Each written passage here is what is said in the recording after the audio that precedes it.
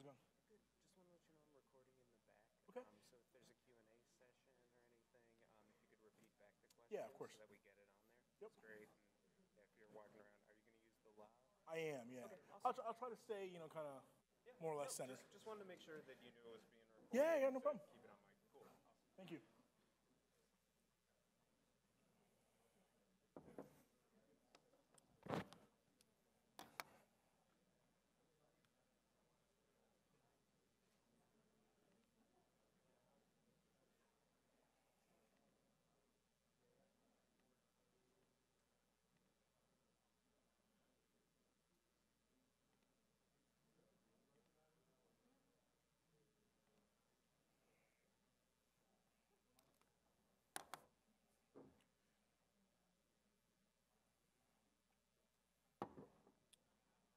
Come on.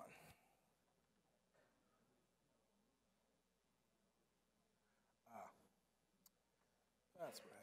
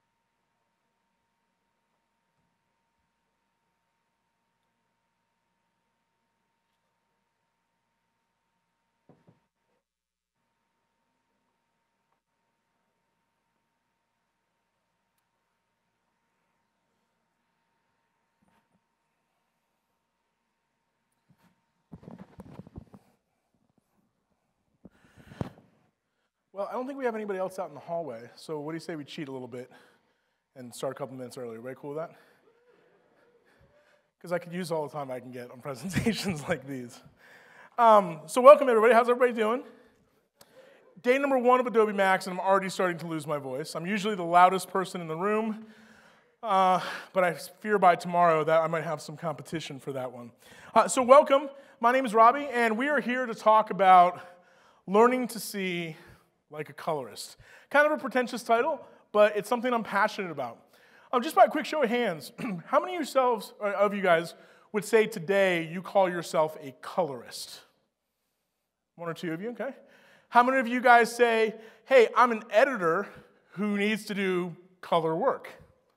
Yeah, the vast majority of you, that's what I thought. How many of you guys are something else in post, like a DP, camera person, right? Any directors, producers? How about people who fit all of those things, the so-called predator, do everything, right? Of course. So I think this is a great session for you guys, and I think I want to kind of preface this by saying I've taught all over the world. I've taught classrooms big and small, and what I've learned when it comes to color is that anybody can learn how to push buttons, right? You can read a manual. You can take an online class and figure out, oh, this is how to read a scope. This is what contrast does, etc., right? Those facts and those things don't make you a colorist. Just in the same way that owning, a cinema camera doesn't necessarily make you a cinematographer, right? So in this session today, I want to kind of spend a lot of time breaking down the stuff that is not button pushing at all, right? We're going to dive into, yes, a little bit of Lumetri stuff, a little bit into workflow stuff, but the large portion of this class is about getting you to see the why of video color correction and things of that nature. So I guess I should start out by introducing myself. Again, my name is Robbie.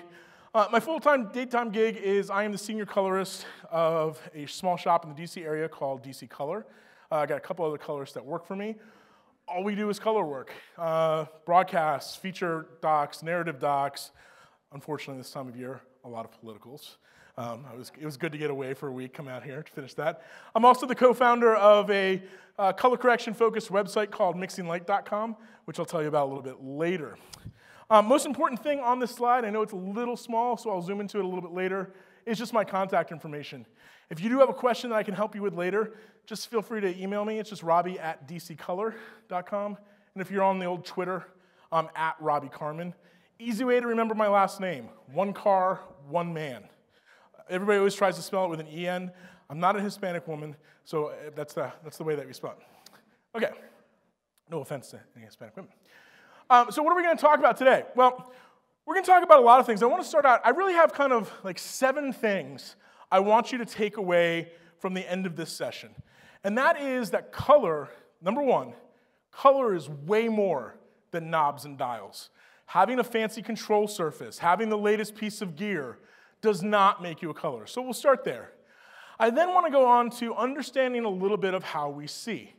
You know what my term, I think, for a lot of master colorists is not colorists, right? They are master image manipulators. Or another way of saying that is that they're master audience manipulators. When you watch something that is colored so well, you are told subconsciously where to look, and how to be affected, right? And those are some of the takeaways that I want you to do. We're going to talk about a little bit about how your color correction environment impacts what you do.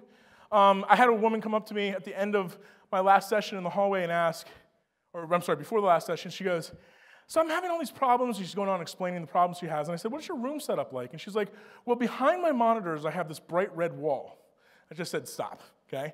So we're going to go into some of those things. I want to talk about some of the soft things around a grade, the creative evaluation. How many of you have ever heard from your clients things like, oh, I don't know, just make it look good, right? Or like, hey, can you make that pop, right? Clients use all these really obtuse terms to describe things, and you're like, what the hell do they mean, right? So I want to talk about breaking down requests in client communication so you can translate from brain to fingers to mouse to screen, et cetera, right? So we're going to break down not only the creative part about that, but also the time and effort part of it. If I came to anybody in this room right now and I said, sir, in the front row here, okay, hi, I have a 1,000-shot show I need to get done. How long is that going to take you? It's going to take you 30 minutes? Yeah, just apply a lot, we'll be done. I think one of the things that people new to video color correction or trying to do client-focused work are really challenged by is understanding both the time and the effort that color correction takes, right? And we'll explain those differences in a moment, but there is a difference between how long something's going to take and how hard something's going to be, okay? And I kind of want to break those down. We are briefly going to stop at technical evaluation with scopes. I told myself this year that I did not want to do a class where all I talked about was scopes. Listen, it's 5:15, 5:30 at night. I know everybody wants to get to happy hour and put their feet up and relax, right? If I start talking about scopes ad nauseum, we'll talk about them a little bit, but if I talk about them a lot, you're going to fall asleep. I have a class later on this week where we'll focus more on scopes. And then finally, at the end of that game, one of the reasons that color is so challenging for people is because they don't think about it as a process.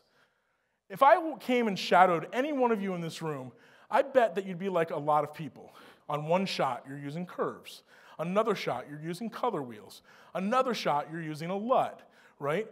To be successful as a colorist, to be able to work fast, efficiently, with repeatable results, you have to have, excuse me, just choking there, I wasn't getting emotional, have to have a repeatable workflow, right? And know how to do things in a quick way. So we're going to cover all that, but at the end of the day, 7 takeaways that I want you to have. And along the way, if you have any questions, just give a shout. We're a big room, so I apologize if I say, yeah, let's talk about that afterwards, right? If it's a little too deep. But for some straightforward questions, we can talk about. Okay, so knobs and dials, Color is a lot more than these things. So here's the deal. On the surface of it, color correction is actually really simple, right? What do? You evaluate a shot, and you go, hey, this shot's too dark, this shot's too bright, too whatever, right?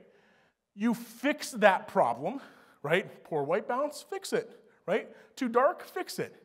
After you've done that, you go on to enhancing a shot. How does it flow with the creative needs of the project, story, and all that kind of stuff, right?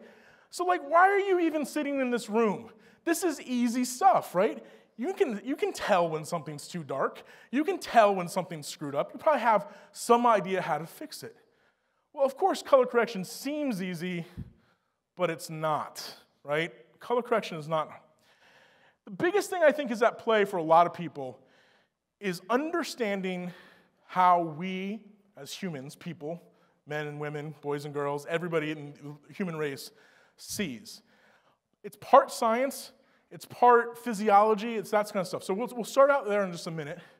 Color correction is hard because it's hard to really evaluate what's going on with a shot. Just a show of hands, we're all amongst friends, we're a small little group here. How many of you have ever had this experience where you've started color correcting a shot before lunch, right? And you're totally stoked about your work. You're like, yeah, I am good, right? You go out to lunch, you come back and you sit down back in front of your machine and you go, oh, that's not so good. Has that ever happened to anybody? Of course it is, right? One of the big things is that we have to understand that this thing in our head, our brain, is constantly trying to lie to us and tell us bad tricks and stories, right? So we need to understand how to technically evaluate things. And as I said, we also need to evaluate how long and how much effort things are going to take, and then that repeatable workflow. So even though color correction seems easy on the surface, it's actually a lot harder. And I hear these things all the time. Like, I had somebody come up to me with a resume the other day, was looking for a job, young guy, just graduated from college. And on his resume, it wasn't like, here are the projects that I work on. It was just a list of all the software he knows, right? And I sat down and I talked to him, and it was very clear that he didn't have a lot of creative experience, but he knew these tools very well. I didn't give him the job, and he ended up throwing kind of a fit, right, in my office. And I was like, let me explain it to you. It's just like, yes, you know 100 different tools, right? That doesn't give you experience, right? Color is a lot more than that. It's knowing how people's minds work. It's knowing how to evaluate shots creatively and technically and all of that kind of stuff. So don't, just keep that in mind at all times. And I've been doing this for 21 years now, and I keep that in mind all the time. There's always more to learn rather than just knobs and dials. Okay, so I apologize in advance. You're going to go back to your sophomore science lab for a couple minutes, okay? I want to talk about how we actually see the world, okay? It would be sad if you guys came over to my house because I have these big coffee table books of like the brain and the eyes, and my kids invite their friends over, and they're like, what's wrong with your dad, right? Because I have all these physiology books, but it's fascinating, right? Once you understand how we see, you can do a lot more with color, and master colorists are very good at manipulating this. So think about our eye for a second. Our eye is very, very good at, and very sensitive to luminance changes. What do I mean by luminance, guys? Bright and dark, right? Sure. So has anybody ever had that experience where you're in a movie theater and then you go outside and you squint, right? We're very sensitive to that. We're okay with color. Ladies, you're actually on average a lot better than all the men in the room with color. Guys, sorry to tell you that. Most women have more cones than men. We'll talk about that, what that means in just a second. Our eyes are auto-white balancing, meaning that if our eyes could be compared to a camera, you could generally consider eyes to be the fastest white balancing camera ever created. That sounds like a good thing. It's freaking horrible for doing color correction, right? We can automatically convince ourselves something is white, red, blue, whatever, because our eyes are trying to constantly trick us. We're good with motion, we're good with texture, we're good with all that stuff, right? Okay, this is the nerd part. I promise I'm only going to do this nerd part once today. There's something that you really need to understand. I have a bigger graphic of this in a second. We have these things in the back of our eye, area of our eye called the fovea, called photoreceptors. We have two types, rods and cones, right? So rods are sensitive to light information. Cones are sensitive to color information. Remember how I said we are much more sensitive to light information than color information. That's because most people have about 120 million rods to about 6 million cones, right? That's a big difference, right? Biologically, we understand light and brightness information way more than color. Has anybody ever worked on a black and white project, right? Okay, let me tell you a kind of embarrassing story. About a month ago, I worked on a shot that was a music video that was recorded on a red, I think it was Epic monochrome, right? So the black and white version of the red Epic. It was single-handedly the hardest grade I've ever had to do, right? I didn't have any color to hide behind. Shot matching issues that would have been kind of invisible when working on the color version were made so much more difficult because all we were trying to match was luminance changes, right? Because our eyes are so sensitive to that, one of the things that, just to keep in the back of your mind as we go along here today, oftentimes when things don't feel right, it's nothing to do with color. It has to do with luminance. That's because we're so much more sensitive to that. Hey, and here's a little Jeopardy question. If somebody is color blind or color deficient, what's the problem?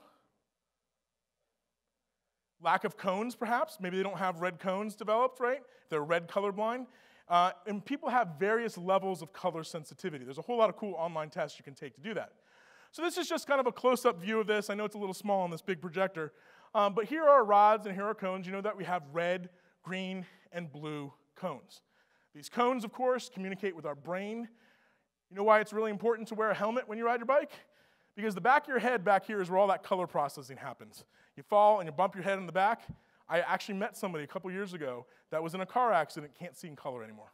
Can still see just fine, can't see color because that part of their brain was damaged, right? So that's how that connects. Okay, enough of the biology lesson. So your brain interprets. That's what it does. Seeing is not the seeing that you think it is. I know I'm starting to sound like Morpheus from like The Matrix, right? Seeing is absolutely a learned experience. Could you imagine if you walked outside every single day and you saw the blue sky and you just went, oh my God, it's blue, right? You would waste so much time going about your day being shocked by the things that you say, right? We can't experience things for the first time. So what our brain does is it constantly takes learned experiences to reduce our mental overhead. Let me ask you a question. What color is grass? What color is brick? What color is the sky? Right, now you don't know that just because you woke up today and studied those things, right? You didn't have to remind yourself of that. You know that inherently because your brain has remembered those things as a learned experience. And all of those learned experiences inform things that we do in color. Time of day, the emotion of a scene, if something is safe and unsafe. Let me say it a different way. What colors or style do most spy action thrillers have? A lot of blues, muted tones, grays, kind of dark. How about a romantic comedy? It's really bright. It's got a lot of saturated color. You think this is on accident? No, because those colors, that feeling, is tapping into this kind of back part of our brain about how we remember things, right? How we remember things. And all of these things play into how we interpret stuff. But it's more than remembering, right? It's more than that. I asked you what color the grass is, the sky is, etc. These things are known as memory colors. But it's not just colors. If I said, we just had Halloween, right?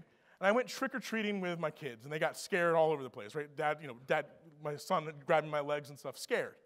He wasn't scared because there was a monster jumping out, right? What was he scared by? The dark and the shadows and all that kind of stuff. Could you imagine watching a horror movie if everything took place in a brightly lit room? It wouldn't have the same effect, would it, right?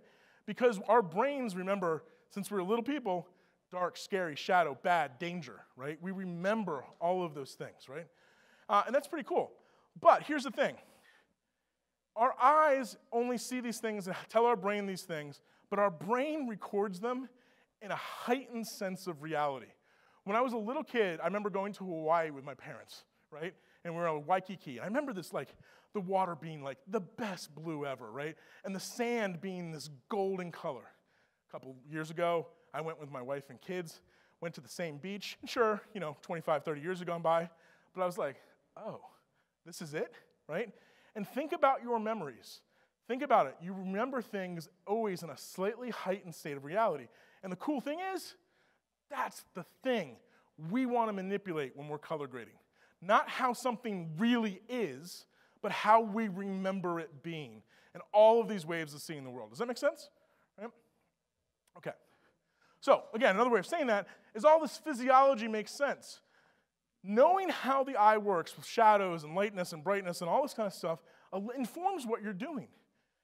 Viewers, on a whole, as I said, much more susceptible to that lumina problem, right? Their eyes are more sensitive to lightness.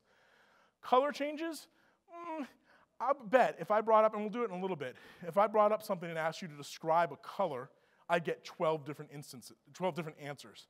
If I had asked you to describe the brightness of something, we'd probably have a pretty uniformed voice in this room, okay? Because our eyes are more sensitive to that. So, just keep this in mind. We're going to do this later. All of these things can be manipulated and help us exploit what our brains are remembering. But there's one last thing. I want to make sure we understand this. Our brain is like a supercomputer. It's very fast. And there's this scientific process known as adaptation, okay? Adaptation in most people happens within about 30 to 45 seconds, right? And you can test this when you get back to your hotel room tonight or your house or wherever you're staying. Do yourself a favor and try this.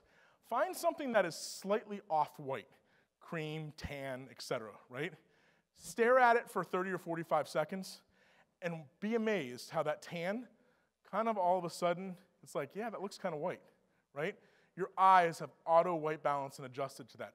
So everything that we do and I'm about to tell you in the wild world of color, one of the biggest things that you as somebody who's interested in color has to do is avoid this, adaptation. If we constantly are screwing with our eyes and have bright red walls and sun in our rooms and all this kind of stuff, you're going to be constantly fighting your own human physiology and making poor decisions. So I'll show you how to avoid that in just a second. So that leads me into this next thing. How we see is often impacted by our environment.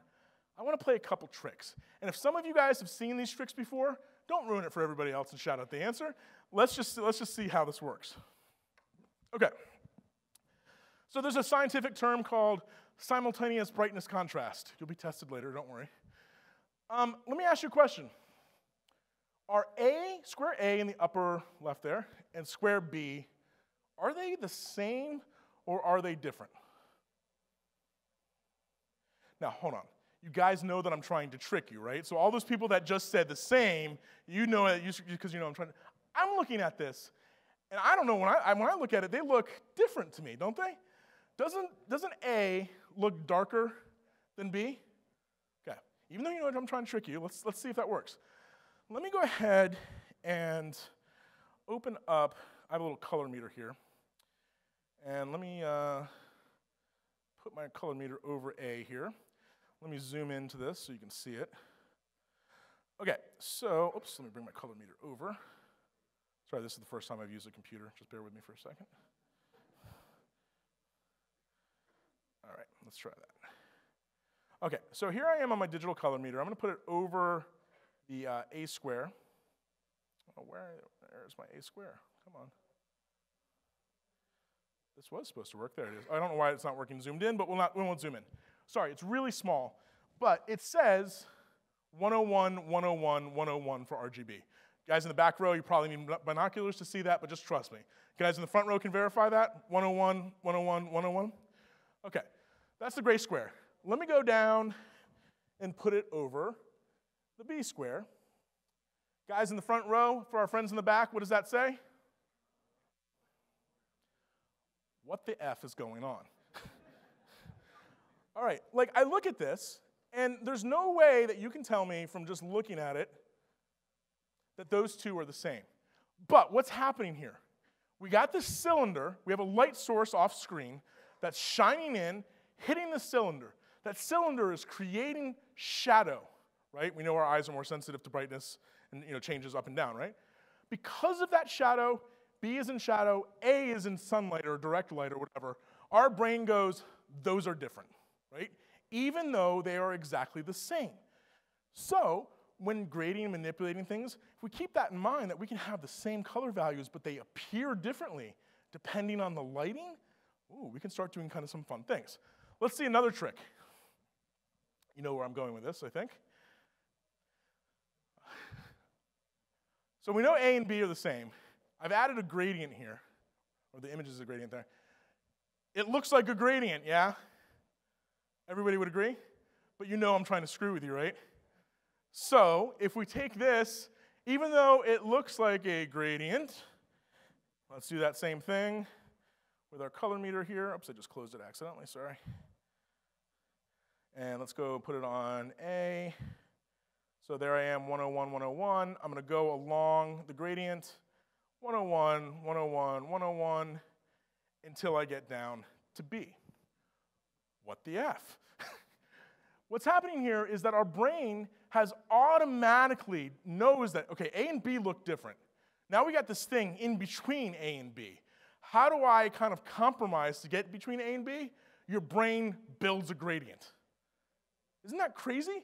That's not really a gradient. That is not really a gradient. That is a solid piece, but the way that that is lit, your eyes and brains interpret that. Yeah. What's that? Oh, we should talk later. we should talk later. A couple things, but if you don't mind, let me move on from there. All right, let me go to the next one, because this is another similar one, but slightly different. Let me just move this back out of the way. There we go.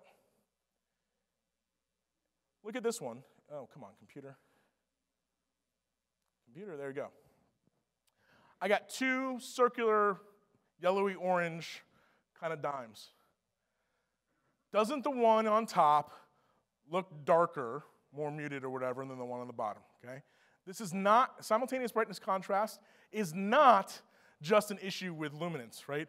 It's also an issue with color. Gentleman over there in the bright red shirt, okay? We're going to come over to your hotel or wherever you are staying later, and we're going to do an experiment. We're going to look at his bright red, or you can do this at home by yourself. You don't have to follow him. That sounds creepy. Get something that's bright colored, red shirt, orange shirt, etc.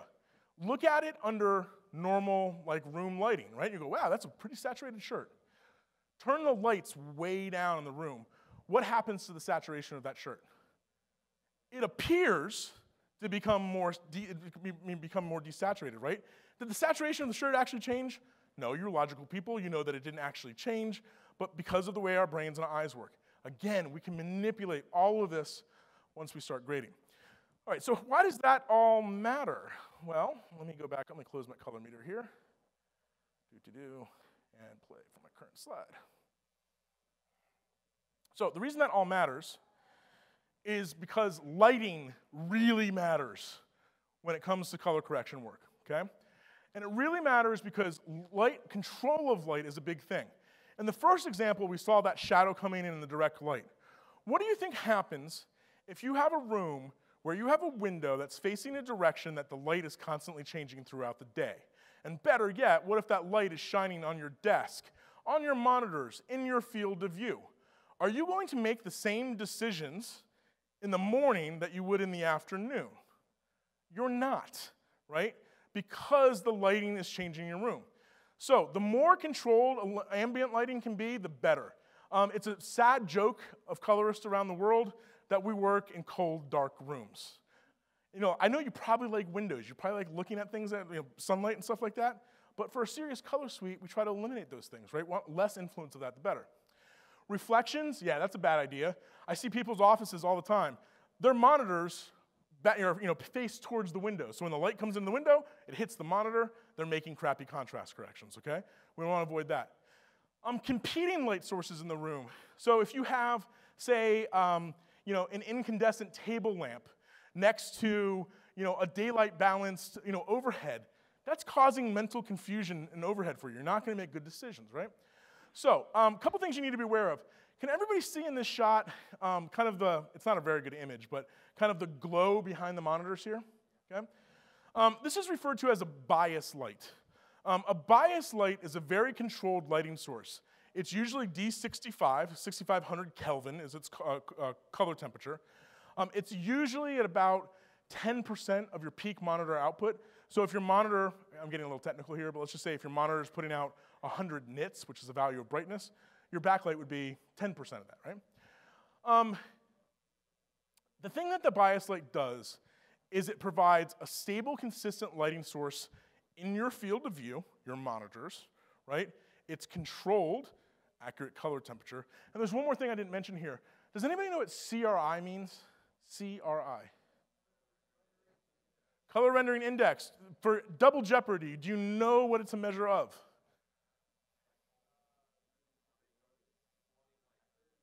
So quality of light compared to the best light source we know of, the sun. Right? Okay, so higher CRI values are going to give a better quality of light. There's a reason that that bulb at Home Depot costs $6.99, and then you go to a high-end photography store, and that same bulb, seemingly the same bulb costs $39 because the higher CRI values. So that's kind of experiment number one. Let me show you something else. The tricks just keep coming. Here's a Rubik's Cube situation, okay? So on the left, I have one cube with a yellow wash, and then I have a blue wash, same cube. Now, I'm not going to actually do this with a color meter because you already know that I'm trying to screw with you. Does this square right there, the red one, and that one, do they look the same? To my eyes, the one under the yellow wash looks more true red, maybe even a little orangey, right? Where the one under the blue wash looks a little bit more magenta, a little more pinky, okay? It's not going to surprise you when I tell you that those are the exact same values, right? You already knew that I was trying to screw with you. What's going on here? Well, not just brightness impacts how things are going. Color around us, color of light, all that sort of stuff impacts us. That's why when you walk into most color-critical environments, they're really boring, right? Gray walls, right? Not a lot of colors. Now, I don't want to be Debbie Downer entirely. I think that a lot of people go, you have to have this controlled environment, every single wall has to be gray, and everything has to be gray, whatever. You need a little fun in your life, right? What really matters is what we call the surround view, right? So your field of vision. If you're looking at your monitors, these things in your peripheral, I don't care if you have a bright red wall behind you, right? Or whatever, but just don't put those things in your field of vision. One little kind of pro tip that I give a lot of people is that if everybody's ever seen like a gray card, right, that has like a plugage of like black, gray, and white, one of the things that's really useful in a color critical environment for this exact reason is to put that little pattern card up with true black, gray, and white, and every once in a while you can just look at it, and that kind of lets you reset your kind of hue biasing that might be going on with your vision. Okay. I know this is a dangerous thing to talk about because it's going to open up a big, huge can of worms. Reference monitoring is so important to accurate color work, okay? You guys, AdobeMAX has been, around for a long time. Designers, print, people, photography people. This is not new, right? In all of those disciplines, people talk about color management from screen to printer to all that kind of stuff, right? We have the exact same issues when it comes to video work. The thing is, when you're doing serious color critical work, you, the operator, have to be able to trust your monitoring. You have to. More importantly, your client that you're working for, they have to trust it.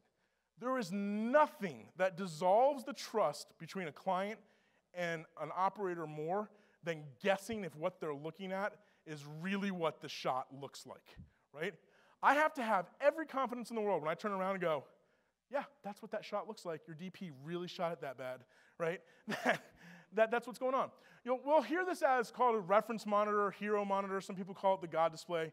The point about this is that these are professional monitors that are calibratable. That's not a word, but let's just go with it, right? Calibratable to a standard. Somebody's jamming.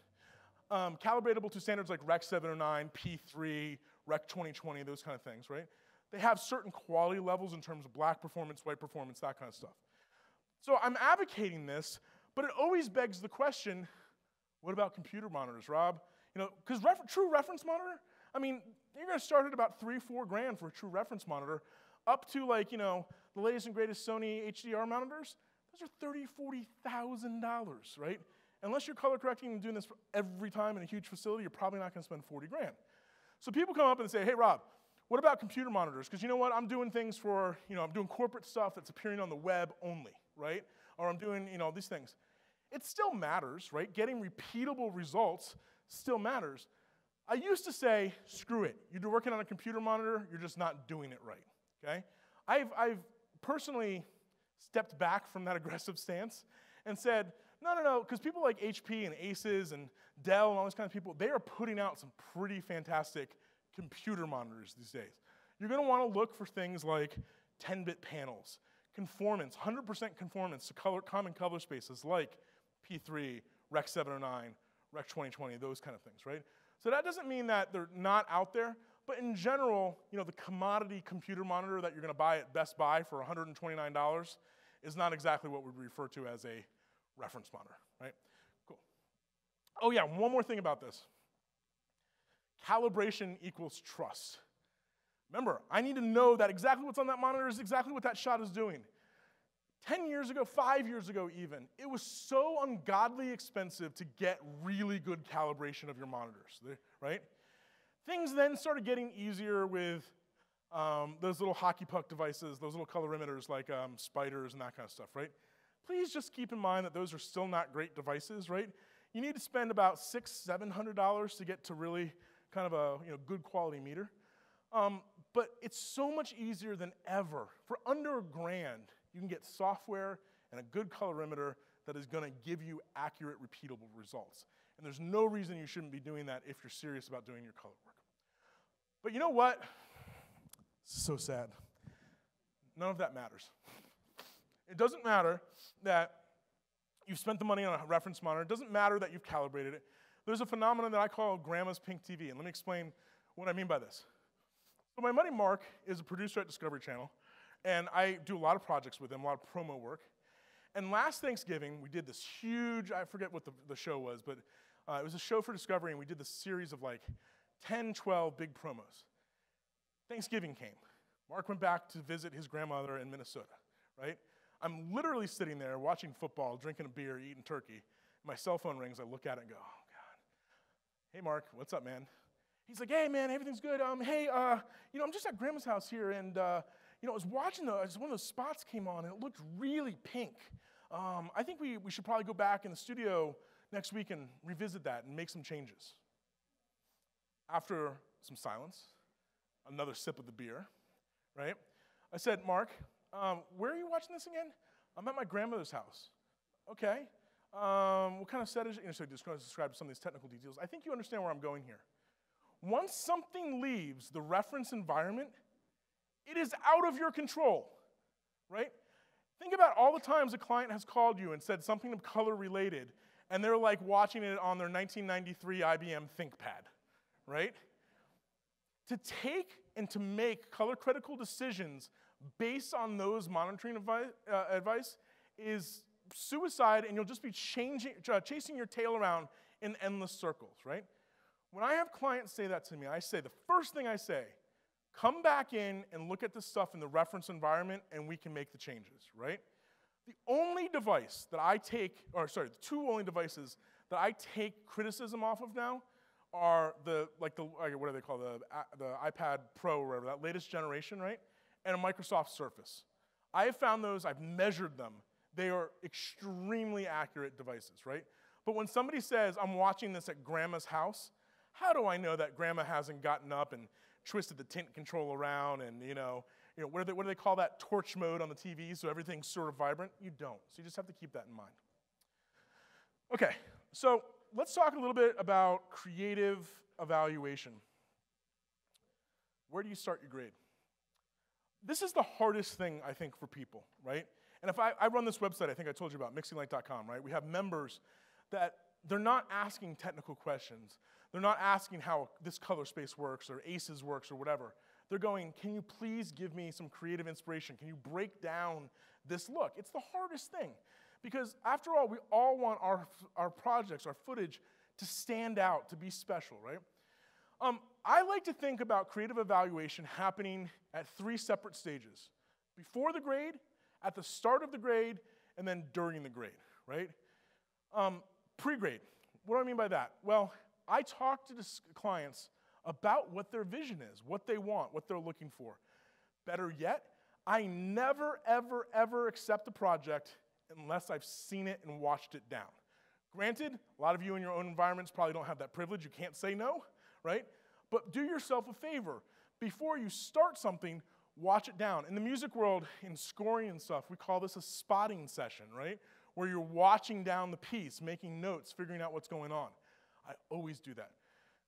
At the start of a grade, and we're going to get to this in just a bit, I budget some time to play, right? To feel the footage out. I know that sounds like kind of grandiose, like I'm like a sculptor or something, like feeling out the image. But it's true. Every single camera, every single project, every single scene has a different feel. How far can I push the footage before it falls apart? How can I really push a hard look on it? Or do I need to be more gentle to it? I'm playing with figuring things out.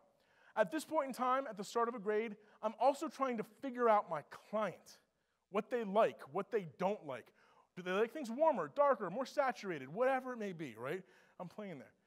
And then during the grade, I can't tell you how many times I've started out a project and I've gone, oh yeah, man, this is gonna be great. I'm gonna use this, I'm gonna do that, and and I get halfway through the project and go, this sucks, right? And so you constantly have to do that evaluation. And I think there's 4 parts, so it's 3 times, but 4 parts. Trying to figure out what the client wants, time, effort, and technical. So let's talk about each one of those. As I said when we first started talking, clients say all stupid kinds of things. Make it pop. It doesn't feel right, right? They say all these obtuse things. When, kind of a little quick cheat sheet, when clients refer to things like pop, depth, all of those kind of descriptive words, almost always they're talking about contrast, right? More of it or less of it, right? When people talk about feel, most of the time they're talking about color temperature and color balance, right? And when people talk about texture or depth or things of that nature, or really texture, they're talking about things like grain, vignettes, sharpness, things of that nature, right? And there's more, obviously a lot more terms in this, but you'll start to build up this library of clients talking and saying a word that you then have to translate into what they really mean. Does that make sense? In a large part, colorists or post-production psychologists trying to figure out what a client's saying and turning it into actionable things. We also have to learn client tendencies. What do their past projects look like? So if you have a client and you study them, and all of their stuff is very avant-garde, and it's very, muted in black and white and all that kind of stuff, do you think your best play is to start off something that's super contrasting and saturated? Probably not, right? Knowing what your client likes and where they've been. How do they describe their previous projects? Do they describe it in technical terms or not, right? And then obviously figuring out things like black level and white level and all that stuff. All right. Here's the thing, and I'm going to show you something that's really cool. And if any of you were in my last session, you've already seen this, but I'm going to show you again. One of the things that I depend on all the time for doing color work is the idea of references. Client says, hey, I got this project. I really like so-and-so's work. Here's an example. They might bring in a magazine ad. They might bring in a short film or a commercial, right? One of the things about references is that most of the time, they do not reflect at all what you actually have to work with, right? I'll give you an example. I had a kid a couple months ago come to me, and he was all excited because he had shot his feature on like 6 GoPros. It's like, okay, I'll entertain this thing, because where are you going with this? And we start talking, and he describes to me his references, and his first thing was, I really want it to look like Skyfall. And I looked at him kind of like, he's screwing with you, right? But he goes on, and I'm like, and so finally I was like, I said to him, I was like, okay, you realize that Skyfall was shot by Roger Deakins, a multi-Academy Award winner, on whatever equipment that he wanted to use. It was Alexa with Master Primes, 500-person crew. And it's like, yeah, but it's just like LUTs, right? Like you can make that happen. So one of the things I think a lot of clients have this problem, and you have to kind of talk them off a ledge a lot of times, is that look design and look and feel and all that kind of stuff, as you already know, is a lot more than just camera technology, right?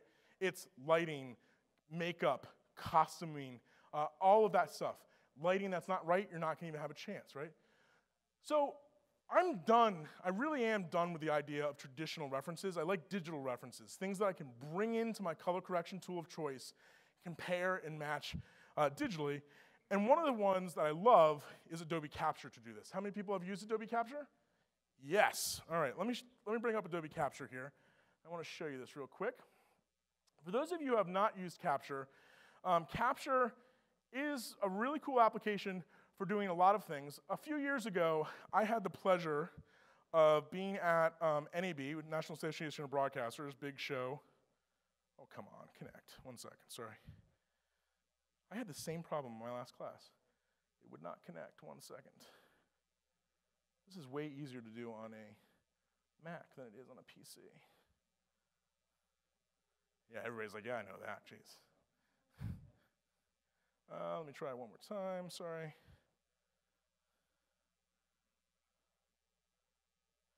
Okay, bear with me for 1 second. Anybody have a good joke while I just reset this real quick? No, 1 sec. Sure, I can do two things at once. You ask a question, I'm going to get this connected.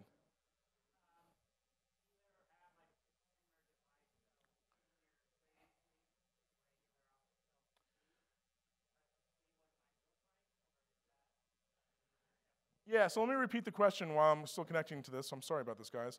The question was, in my suite, besides my professional kind of reference device, is it worth it to have an average consumer television set? Because after all, nobody's going to be watching things on a $50,000 monitor. Absolutely, having that kind of lowest common denominator is a good test. People do this all the time, back from the audio days, with the idea of bringing, they'd mix in a studio, right? And then they'd make a cassette tape to bring in the car with them to see how it translates. And yeah, I do that same thing oftentimes. I apologize, guys, about this. Let me just do one more quick, because nobody ever has technical problems when they're presenting, right? Never, ever happened. Let me just quit this real quick. We'll start it back up again. Sorry.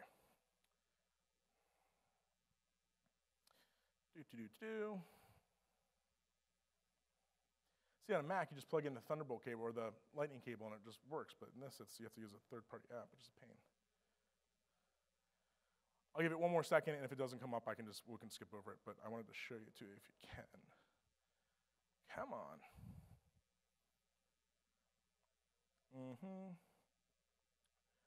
Okay.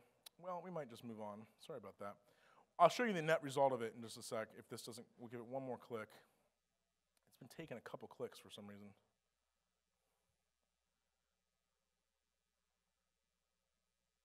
Okay, well, let's move on.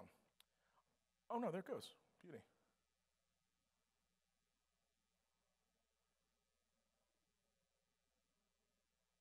Hey, what do you know? It only took 47 clicks. Yes.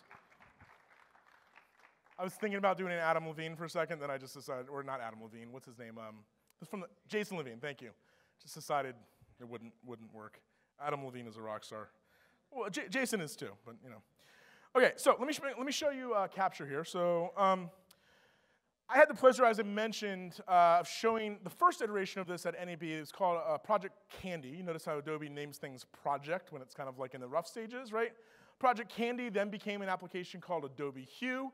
And then the powers that be that Adobe realized that, hey, we got like 12 different mobile applications that kind of all related to each other. Why don't we bundle them in together to be one app? And that's where we get Capture.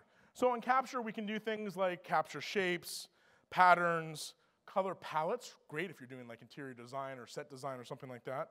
We have brushes, right, where you can take a picture of like a leaf or something, make it into a Photoshop brush that you can use. But as far as we're concerned, looks are a breakthrough for me as a colorist, right? I'm fortunate to be able to travel a lot, and everywhere I go, I use Capture to model the real-world tonality of a shot or a scene so that I can then use as a starting point for my grade. Like, what? No, listen, this is not just a photo app that applies like a tint or an Instagram effect or whatever, right? What this does is it models the real-world tonality of a scene and creates a 33-sided LUT, a cube file, that then syncs with your Creative Cloud library that you can use as a starting point for the rest of your grade. So when a client goes, I'm looking for that sunset shot, instead of having to try to do it from scratch, guess what? We could do something like Capture. So I have a couple snaps that I took from a recent trip to Dubai, Ferrari included, because they're all over the place in Dubai. But take a look at that first shot. That's the Burj Al Arab Hotel. You'll notice those little color swatches underneath of it. Let me show you what those color swatches look like in a less striking scene. Hi, you're on TV, right? Oops, come on. There we go, a little lag there. Okay, but do you see all of those little color bars underneath, right? Those little swatches? What that's showing you is the tones that are currently represented in this scene. The width of that swatch indicates that there's more of that tone in the scene, right? The brighter or the darker that swatch is, the brighter or darker that tone is, right? So depending on what I look at, like if I look at my little red thing right here, you notice that all of a sudden red is introduced into the shot, and pink, and all that kind of stuff, right? So I can take a snap, let's just do it, smile, right? I've taken a snap of you guys, and I can now then, with a test image, I can swipe through a couple different test images, or I can actually apply my own test images that I have from my phone, or videos even. I can choose on that little bottom swatch, I can choose the level of tonality that I want, the particular tone, intensify it or decrease it. I can save that. Once I save that, what do you think happens? It syncs with my Creative Cloud library, and from my Creative Cloud libraries, I can drag it to a clip in After Effects, Photoshop, Premiere Pro as a starting point for the rest of my grade. For example, let me go back here to my little Burj Al Arab shot, and we'll reuse that. And you can see that was the tonality of that sunset shot. I love this warm sunset. Let me apply it to my shot. So I get back to my studio, and I'm working on a project. Let's get out of this. Oh, sorry, I gotta do this first. I go back into a tool like Premiere Pro, and I'm in a shot like this, right? My beloved Nationals, who once again lost in the division series, but that's another story. Awesome sunset shot. And I think to myself, I was just somewhere, where was I, that I loved that sunset? That's right, I was in Dubai at sunset, and I loved the tonality of that. I had used Capture, it sunk automatically with my Creative Cloud libraries. So let me bring up my libraries. Hey, what do you know? There's that Dubai shot that I just showed you a second ago on my phone. It's sunk with my Creative Cloud libraries. I can then simply take that, drag it onto my shot, and already as a starting point, I have that same tonality modeled. If I go into the creative section of the Lumetri color panel, I can then intensify that, decrease it, do whatever adjustment I want, right? This is not meant to be, just to be clear, this is not meant to be like, one button push and you're done, right? This is meant to be as like a reference guiding starting point for the rest of your work. And because libraries can be shared and collaborators can be added, I have a current project I'm working on. Producers, they're traveling to 52 countries over the next year and a half. I'm asking him every scene that they take to snap a shot in Capture. So like he was like, dude, you don't understand what it's like to be in the Arctic in this weird sunlight. Take a picture of it for me, right? Model it as a cube, and then I have a much better reference point to start with. Does that make sense? All right, so Capture is available for iOS and for, I think finally for Android as well, and it syncs automatically with your Creative Cloud libraries, which is pretty cool. All right, moving right along. Let's get back here. Okay, so oftentimes clients are going to ask you, hey, can you just show me some stuff? And literally, clients say that to me, especially on short form commercial stuff, like or music. They walk in, they get their latte in the morning, they put, cross their legs on the couch and go, all right, just show me some stuff. Like, okay, sure. One of the things that is really important in that kind of environment is that you need to know backwards and forwards the components that make up so-called popular looks. And I mean a lot of things, like period looks. What does something from like Leave It to Beaver look like compared to Family Ties, right? What does Goonies look like and E.T. look like? Has anybody seen Stranger Things? Why? It's awesome, right? Why did what's one of the reasons, besides just being a kick-ass show, what is one of the reasons that Stranger Things succeeded so well? Because all of us who grew up in the 80s go, that feels like the 80s, right? And they nailed it, right? They nailed it. And those people on that team, very smart people, will be able to do that. But it's more like even genres. Like, what does a spy movie look like? What does a romantic comedy look like? What does whatever look like? And then pop culture things, right? I hear all the time from now people like, I just wanted that kind of like Instagram look, right? Or like that printy look. And you need to be able to break down what those things are on. And being able to show clients options of these things is good, but doing it on demand is hard. So what I would urge you to do is in your off time, when you can, build a little library of these things, break them down, and over time, you have good starting points to begin the rest of your grade and show some clients some quick, good options. Does that make sense? But more so than anything, it's about studying. It takes a long time to get this right.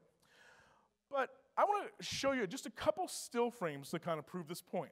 And what I want to do, I'm going to describe two things, what this project was and what my direction was. I want you to tell me what you would do, and then I'll show you what I did, okay? And see if it jives. This is the very first shot of a Jason Bourne-esque spy thriller narrative shot. This is the Jason Bourne character who is now getting ready in the bathroom. A second from now, somebody breaks in his bathroom and he shoots him, right? Typical Jason Bourne kind of stuff. This is right out of camera. Arri Alexa, Cook S2, I think, primes on the camera. Very detailed, but very flat, okay? Client says to me, I want it to look like a thriller, man. That's what I want it to look like. What would you do? This is shot, first frame, out of camera was like this. What do you do? Based on the information I just said. Okay, I hear contrast is one vote. Cool shadows, or anybody else? Make it blue, I like that, all right? So what did I do? I went back and watched like all the Bond films. I watched the Bourne films. I watched, you get to study this stuff, right? My wife loves it when I'm like, hey, it's movie night, let's watch spy movies. I went exactly what you guys just said, almost verbatim, right?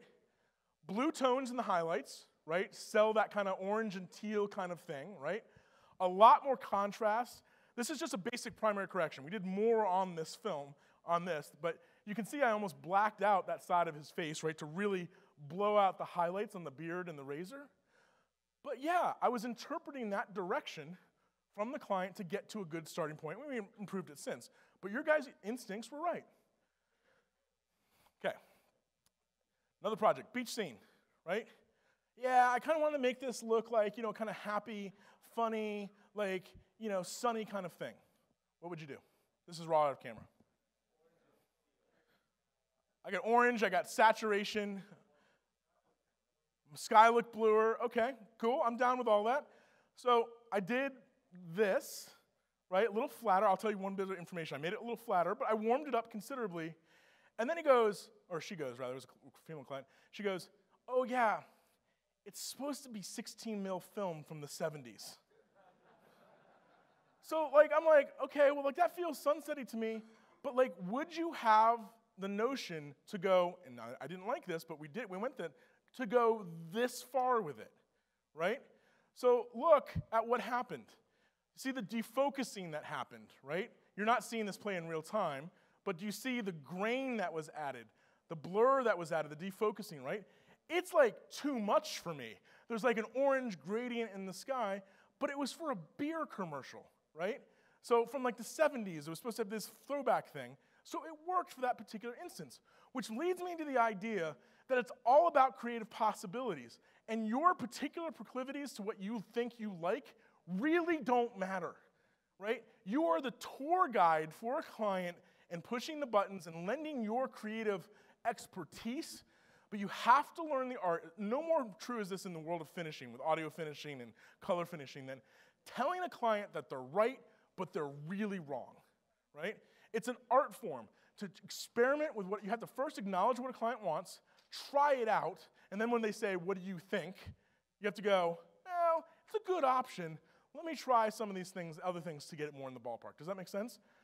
I don't ever want any of you to ever feel that any work that you do with your color projects is wrong. There is no such thing as right or wrong. Get back to this. This was not my cup of tea. I would have not gone in this direction. But I went in this direction because it was what the client wanted, and we eventually came to a compromise. Does that make sense? Right? So you got to do that.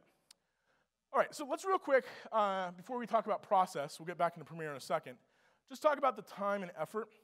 I like to think about time and effort. The first thing I like to think about is how long will a project actually take? The biggest indicator for me is shot count. If I have a project that's 1,000 shots, or I have a project that's 300 shots, on average, the 1,000-shot show is going to take me more time. Why?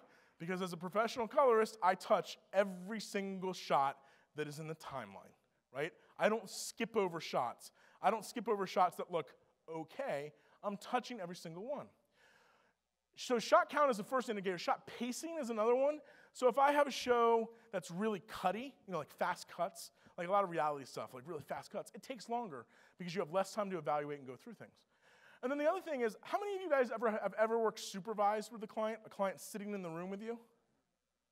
Okay, I actually really like it because you get immediate direct feedback, but it oftentimes can slow down the process, right? Because you're having to do chit-chat, entertain the client stuff, while at the same time work. And for a lot of us, that's a hard balance to do, right? So then, after you figure out how long, how hard is another thing. If you have a shot problem, a lot of shot problems, overexposure, noise, all of that kind of stuff, these are things that you're going to have to do to fix that are above and beyond. And creative aspects play into that too. Like if a client has these grandiose plans, I want to make my GoPro look like Skyfall. Sure, man, we can do that. It's just going to take a while, right? It's going to be really hard to do that. So you have to put those things into play as well. All right, I want to show you a couple of things. I want to show you two pieces, maybe three. And this first one for the DC Arts Council, which I showed you that shot earlier, I think, was also from the same project. This is the uncolor-corrected, edited piece. And I want to ask you, after you watch a few seconds of it or whatever, how long this took me. It's about a minute or so let me just play it. Oops, sorry. Oh, why aren't you playing? Play. Oh, come on. Maybe I have to play it like this, sorry. Yeah, I have to play it like this, sorry. I don't know why it's not playing in the window.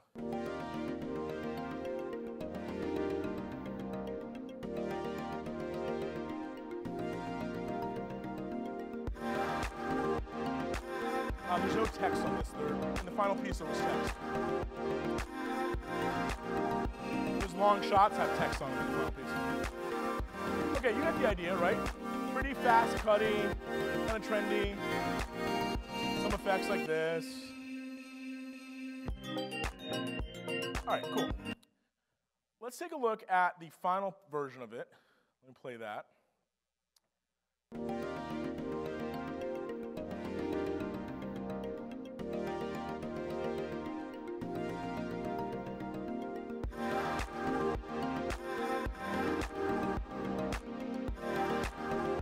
So, obviously pretty stylized, right? So my first question, how long did that take me? A lot of cuts, right? I think in total this minute-and-a-half piece had 250 cuts, something like that. So how long did it take me? 6 months, wow, that'd be great. A week, I gotta vote for a week. Anybody else? Like a day, I got 3 days. I'm not BSing you. This took me about 20 minutes. You're not watching this close enough.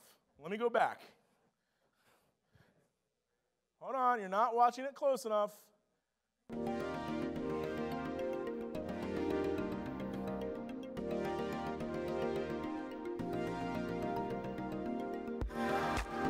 see it now? All right, so my buddy who did this piece says, I have no money for this piece, but I'm working for this great nonprofit thing. Would you hook a brother up, right? I go, do you have any beers? Like you could buy? Yeah, beers too. Beers included. What can you do? So this was what I refer to as the, this is a champagne taste with beer money kind of project, right? And it's actually less than beer money. It was like free. So all I did on this was I literally applied a track level grade, right? Think about it in Premiere as like an adjustment layer. I split that track actually into 2 track adjustment grades. Left side was an orangey feel, right side was a teal feel. I did a little contrast adjustment on that, applied it to the whole timeline, and I think only once or twice did I ever go to the clip level and fix a clip. It took me about 15 minutes to do because they already had that orange and teal thing saved as a preset and applied it, and he was done. He got his hipster type look. So you can't judge a book by its cover, right? All right, let's take a look at another one. What about this one? Let me play this for you. Preface this, much different. This is for a PBS show about a famous watercolor painter named Lilias Trotter. You can see from the still frame, it kind of looks like a watercolor. Let's play this for a second. All recreation for the most part. December 31st, 1895.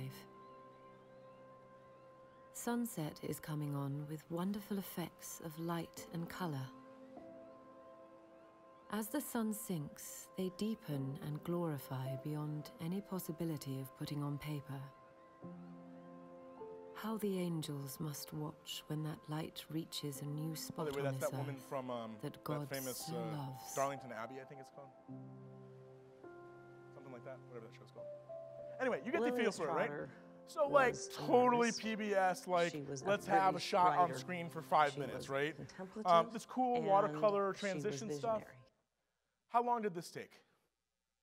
Really, I mean, I think the entire 90-minute film had like 300 shots. It was longer than 15 minutes. Yeah, this was about an 8-week process with this filmmaker. She had all of the money in the world to do this. She had big sponsors, right? She could not nail in on what she wanted. And then from my end, I had to study this woman's work I became an expert on this painter, right? Trying to replicate all of the palettes that she used, right? All the tones that she used, and it was a long process, right? So my point is that not every project, even though they seem, harder or easier or whatever, not everyone is the same. So I like to think about this to help you out in the time that we have left, another 15 minutes, 20 minutes or so. I like to think about this as 6 parts to any grade. Because if you start thinking about a project on a whole, 90-minute feature, 30-second commercial, sometimes it can get really complicated, right? And it can feel like a lot to bite off and a lot to chew. So 6 parts to think about this. And I have found over 20 years of doing this, almost every single project is like a bell curve like this, right? So I start out here with what I call grade prep. That's that evaluation before I start working that goes on. Watching the cut, spotting things for any problems, marking hero shots, shots that are key to that whole process. Next, I'm actually working on those hero shots, right? This is what I call the getting to know you phase, right? Where I'm pushing and pulling, trying, hey, maybe I should try some curves. Maybe I should try a 3-way. Maybe I should try whatever, right? Pushing and pulling. And this is also the point in time where I'm presenting this is a big point I want to make, where I'm presenting my ideas to the client. Please, please, please avoid this mistake. The worst feeling in the world is that you go ahead and do a grade, and then your client comes back and goes, yeah, that wasn't quite the direction we were looking for, right? That should never happen to you. At every point in the process, keeping your client informed really helps. I then do my initial grade right here. My initial grade, what I mean by that is literally getting from the very first shot in the project to the very last shot in the project. And that's where I spend about 50 or 60% of my total time on a project. Literally touching every shot, getting from the first one to the last one, right? Because even if budget dries up and I have to stop, at least I've touched and improved, hopefully, every single shot in the project, right? I then move on to doing any sort of fixing and refining. My client comes in, we watch the show down a couple times, we do revisions, and then it's time for happy hour after that, right? The thing is, let me ask you this. A good friend of mine, this woman, Andrea Clayback, she was the colorist on films like Elysium and District 9, those kind of films. She's a brilliant colorist. How many times, has anybody seen Elysium, the Matt Damon film, right? It's a pretty good movie. How many times do you think her and Neil Blomkamp, the director, how many times do you think they watched the film from beginning to end? She claims it was 150 times, from beginning to end. That doesn't count all the, let's watch this scene again, let's watch that scene again. From the first frame to the last frame, 150, and that's one, I don't say that to like be impressive about it. That is the process of color correction. Remember what I said earlier? Our brains adapt, right? We have to work in passes. How many of you guys consider yourselves having a photography background? Anybody? Okay, love photography, love taking pictures. The process with photography, though, is, for a typical photographer, is this. Bring up a frame, stare at it and correct it until it's perfect, then move on to the next one, right? That may or may not work for photography, but it definitely does not work for video. I know it sounds counterintuitive, but the longer you look at something, the worse you will make it. No, absolutely. If you stop on a shot and try to spend an hour to get it perfect, nothing else, it's not going to be as good. Work in passes. That's the big thing. The other thing I want you to know is when I was teasing you here in the front row earlier, how long would this take you, right? Know your speed. Know how many shots a day you can do. I typically tell people that I grade about 25 minutes of finished product a day, right? Which equates to about 300 to 500 shots depending on the project, right? And then I base things off of that for bidding and that kind of stuff. Okay, as I promised you, technical evaluation is something that's really important, but I'm not going to bore you with a scopes demo, okay? Because we don't have time for it, and because this information is out there a lot of places. But here's the way I like to think about it. How many of you guys took a plane to get here? Almost all of you, right? Do you guys do the same thing I do when I get on a plane? You know how like in the morning, like the flight attendants are there and they say, hey, good morning, sir, ma'am, how are you? Right, and the cabin door is usually open, right? I usually walk in and I take a little peek. A, make sure that there's pilots there, and B, that everything looks kind of, pilot's not drunk or whatever, right? Could you imagine doing that if you got onto the plane and looked into the cabin door and there was no instruments in the cockpit, right? That you're just trusting the pilots to take off. Yeah, I'm going to take a right at that cloud. We'll take a left at that cloud, right? We'll avoid that other plane, and we'll get there. Of course you wouldn't, right? And that's what scopes are for the colorist. Scopes are the guiding tool, a guiding tool that we use to evaluate things to help us fix problem shots, match shots, that kind of stuff, right?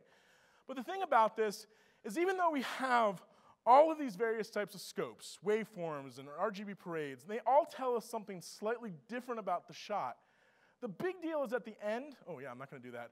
The big deal at the end is that don't be dogmatic about grading with your scopes. What I mean by that, how many of you know about the flesh tone line on the vector scope? You've heard about this before, the skin tone line? I've read so many blogs and so many articles about, hey, to have proper skin tone, you have to have your vector scope, trace somewhere on or around this line, otherwise your skin tone is off. Let me give you a perfect example. Has anybody ever been to Las Vegas before? Right? MGM Hotel? What color is the MGM Hotel? No, it's not green. It's like, Lucky Charms emerald green at 1,000,000 watts. I was doing this film where a couple was on this bridge between the MGM and the New York Hotel, and they were having this fight. And they were about 15, 20 yards from the side of the building, right? And the director looks at me and he goes, man, his skin tone just looks awful. It's all green. And I looked at him kind of like what are you, yeah, haha, like you're joking, right? And no, but he was serious. He wanted me to grade this person so they had natural looking skin tone, right? If you look at it from a dogmatic approach and go on the internet, somebody will tell you, no, good skin tone is when, your skin is on the flesh tone line. BS. The most important thing about anything when it comes to grading is what ends up from a stylistic and feel way and what's natural. There's no way that when somebody is standing next to a gigantic green building that their skin is not going to have a green tint to it. You get what I'm saying? So don't grade by numbers. Use scopes as a guide for the rest of your work. Okay, finally, number 7, process of grading. So I mentioned that there was kind of that bell curve thing, but there's also 6 parts of grading a project, and kind of doing this in a repeatable way is really important. And see, one of the nice things actually that we have, especially if you're working in Premiere Pro, that a lot of other dedicated color grading apps don't have exactly the same setup, is that in Premiere Pro, you really have two ways of working. You have, or three ways, I actually should say, but clip level, right? That's affecting an individual clip on your timeline. Of course, there's also the subset of that, which would be master clip level, right? Where you could apply the same correction for every shot on a master clip. And then there's, of course, timeline level, right? Where we could apply an adjustment layer or multiple adjustment layers to the entire thing.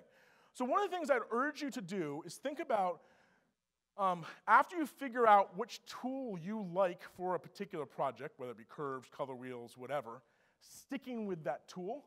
Because even though you can get similar results out of using curves versus color wheels, or using the tone controls in the basic section versus color wheels, they all have a slightly different result. And if you're constantly flip-flopping back and forth between different tools, you're going to have a very up and down feel to your grades, right? Once you figure out what tool works the best, stick to that tool. And then second, stay organized with how you grade. For a lot of Premiere Pro users just getting started with color, I would suggest the following. Do corrective measures on the clip level, right? Fixing contrast, color balance, etc. Do stylistic corrections on the track level, adjustment layer, if you will, right? Because that way it's easy to trim, apply overall, do whatever you want with that overarching look while still having that corrective base. Does that make sense? Right? Okay. So the thing I like to do is I told you, get a cut from a client to watch down. Even if it's not the final cut, at least it's representative of what's going on. I watch and I spot the timeline, figuring out what are the most important shots. I either mark those with just a marker. Sometimes I copy them over to another timeline, so I just have a timeline of the key shots, so I'm not bothered by all the other BS. I grade those shots, and only those shots. I do not move on to the rest of the project until I've sent these clips or stills or whatever to the client, we talk about it, we get the look dialed in. It's a huge waste of time to grade a whole half-hour project, and somebody goes, yeah, it's not really what I wanted, right?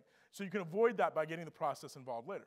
Once I do that, once we've dialed those looks in, I save those out as sort of preset looks for my project, and then every time I see A cam, B cam, etc., I'm just copying and pasting those to allow me to work very fast.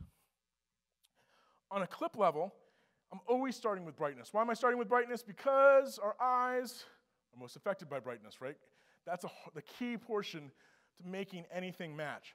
And it's important to know that contrast is detail. Oftentimes you'll be surprised. You'll do a simple contrast correction, you'll go, oh man, that looks so much better. After you've done that, you're moving on to any color problems within a shot, right? Balancing shots, fixing out white balance issues, figuring out if, hey, do I have tint in my black, do I have tints in my whites, that kind of thing. Once you have, for an individual hero shot working, that's when I'm working with this idea of matching shots from point A to point B. This is where I'm getting things like my scope's heavily involved to see if brightness matches between two shots, to see if skin tone matches between two shots, that kind of stuff. But I'm not, you know what I'm not doing? I'm not worried about the details. I am not, at this point in time, worried that everything matches perfectly. I'm just trying to get to the end. Make that your mantra. Grade in passes. When you start your initial pass, just try to get from shot one to shot whatever, knowing that you're going to go back, rewatch, and every time you go back, you're going to be refined. I call this first pass big honking moves, right? Broad stroke changes that right off the bat add a lot of value to a shot and improve what's going on, but I'm not trying for perfection that first time I go through the timeline. If you try for perfection the first time you go through, you're just going to waste time and you're not going to get it done. Then, of course, after I've got that pretty much dialed in, that's where I'm going back and worrying about the details, you know, skin, skies, clothing, all of that kind of stuff. So let me just show you, I know we only have about 3 minutes left, but let me show you what I mean. I want to show you two different timelines, actually. And I want to just play down one. Let me play this one. This is from a music video. This is performance only. So in the final product, this had like a lot of B-roll and stuff layered over top of it. So this was just like, I think, a 3 or 4 camera performance, but you'll get the idea. It's a Bruno Mars cover. Let me get this bigger so you can see it. Oh no, sorry. I'm playing out of my speakers, one sec. Again, I know what I'm doing. It's my first time I've used a computer. Output. Headphones. Yes. Okay. There we go. 1, 2, 1, 2, 3. Oh yeah, yeah, yeah, yeah. Oh yeah. Again, boring when you just watch the performance. It's actually cool with the B-roll. All right. Never had much So, faith in love for me. what's the most important thing in this setup? What's that? Yeah, her. She's this beautiful woman. She's the lead singer of this band, right? We want to isolate her, right? We want to work on her. Where do you think I'm starting with my hero shots, marking my hero shots? Do you think I'm starting with him? No. I'm trying to develop my look starting with maybe this wide and the medium close-up, right? And getting those dialed in. Again, starting with brightness and contrast. Next, moving on to color, and then maybe layering a look on top of that. Once I do that, I'm sending that off to a client. So let me just do one super duper quick so you can just get an idea of the process, then we'll wrap up. Is that maybe I just come in, real quick with my color wheels. I'm like, yeah, we're gonna have this be a little crunchy. I'm gonna add, really kind of blow out those highlights in the windows. Yeah, that's cool. Then maybe I'll add a little saturation. And then, let's say maybe we want to do a quick overall feel to this in the creative section. I want to do a film stock emulation. So we'll do something like, about like that Fuji. Okay, so kind of a cool look. From here, what I'm usually doing, I don't usually waste time with making movies for a client unless it's really critical. I simply save out a still by clicking the little camera button, wide shot, look one, save that as a desktop, do all my hero shots like that, send it to a client. I probably send on average, I never give a client one option. 2, maybe 3. You do more than 3 options, you're just asking for trouble. They're like, I like this from 1, I like this from 4, I like that from 9. 3 options most, right? Work through those what you like. Once they approve things, you know what the cool thing you can do is you got this look going. Let's just say that my client decided to do this horrible look that I just developed. But one of the things that you can do is simply save a lumetri effect out or whatever color correction effects you want as a preset. So I call this main wide, right? Click OK, and apply that out every time I see that shot. Use that reference for every other shot matching. Does that make sense? And then the very last thing that I want to mention about hero shots and spotting stuff is watch a piece like this. Because in a music video, it's easy. This is not easy. This is a piece for the UN that I do. I do a lot of work for the UN. This is about vaccinations. Uncolor corrected, obviously.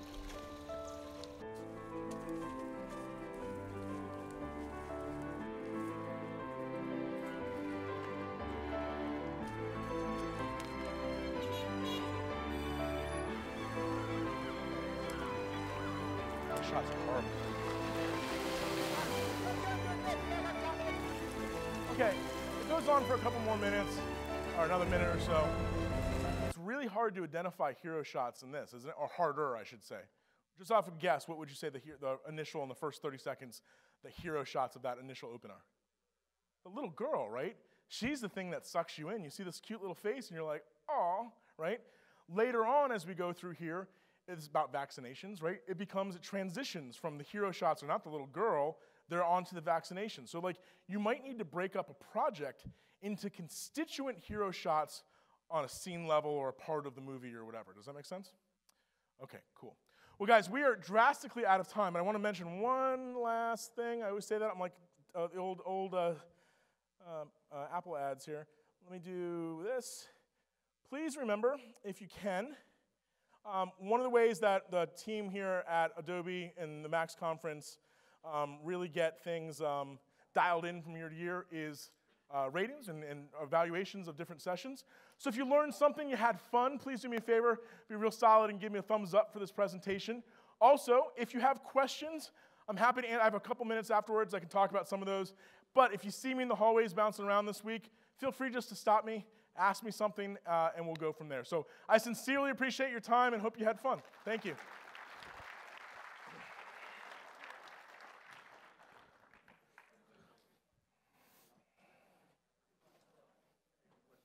Hey, good. I've been doing this for 20 years. Oh, thank you. I appreciate that. Let me ask you something. You mentioned that you were